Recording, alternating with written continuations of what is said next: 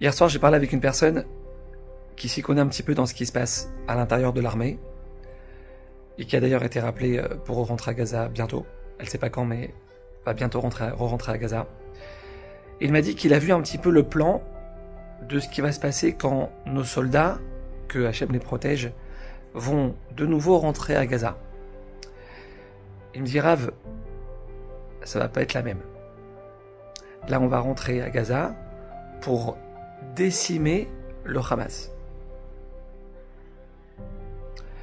Il y a plus de 2000 ans, il y a une personne, parmi des centaines d'autres, qui s'est levée pour détruire le peuple juif.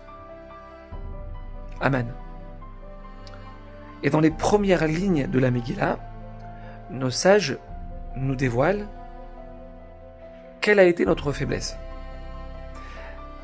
La faiblesse qui a pu donner de la force à Aman de vouloir nous exterminer, et que Hachem, c'est surtout ça l'idée, Hachem a validé le plan de Aman d'exterminer son peuple.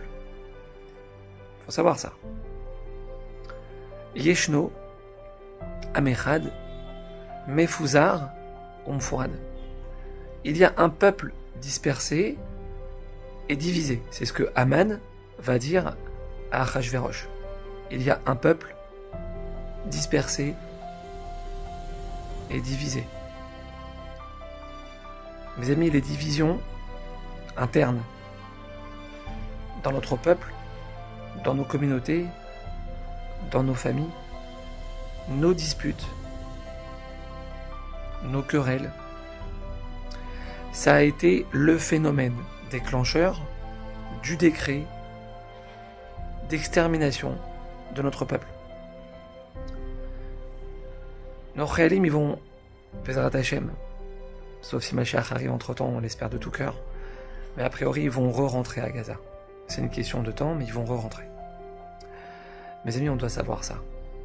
On doit savoir ça, et Yeratson qu'on prenne tous conscience de ça au plus profond de notre être. Nos ennemis ne peuvent pas toucher nos soldats quand il y a le shalom entre nous. Nos ennemis ne peuvent pas nous faire de mal, quelles que soient leurs armes, quel que soit leur nombre. Ils ne peuvent pas nous faire du mal quand il y a la paix dans nos couples, quand il y a la paix dans nos maisons. Comment c'est possible que dans une maison, et malheureusement j'entends des histoires comme ça, dans une maison, deux frères ou deux sœurs ne se parlent pas depuis 2 ans? Comment c'est possible? Il faut prendre conscience de ça aujourd'hui, mes amis. Ça a des conséquences. Ça a des conséquences. C'est-à-dire que quand moi je décide de ne plus parler à quelqu'un, quelle que soit la raison, je viens et je coupe une relation qui existait. Je crée une cassure. Il faut savoir que ça a des conséquences. On doit être convaincu de ça. On doit être convaincu de ça. Il faut ouvrir les yeux aujourd'hui, mes amis. On ne sait pas ce qui va se passer dans le Ham Israël bientôt. Bezrat Hashem, que du Tov. Il n'y a que du Tov qui nous attend. Amen. Il faut être conscient de ça. Ça a des conséquences. Le Maharal de Prague, dans son livre Or Hadash, il explique que l'unité du peuple juif, c'est sa force spirituelle. Vous entendez cette phrase? L'unité dans nos familles, l'union dans nos familles, le shalom dans nos familles, c'est notre force spirituelle.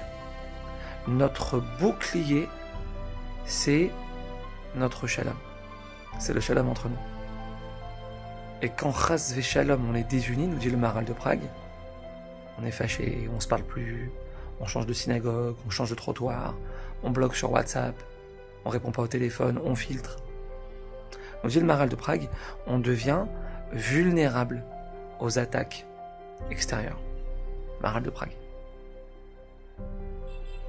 Et ça, Aman, il l'avait compris il y a 2000 ans. Et ça, nos ennemis, ils l'ont compris aujourd'hui.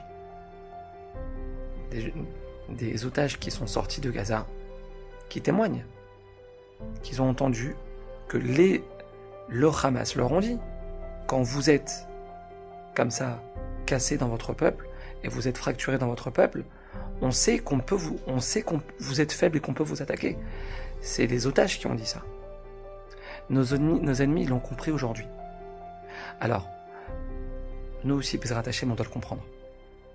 Que Hashem nous aide, qu'il y ait un merveilleux shalom dans toutes les familles, et que Bezrat Hashem, Akadosh Baruch Hu, puisse voir ça, et nous délivrer et protéger nos Réalim de tous nos ennemis, et qu'on puisse entendre Bezrat Hashem que des bonnes nouvelles. Amen.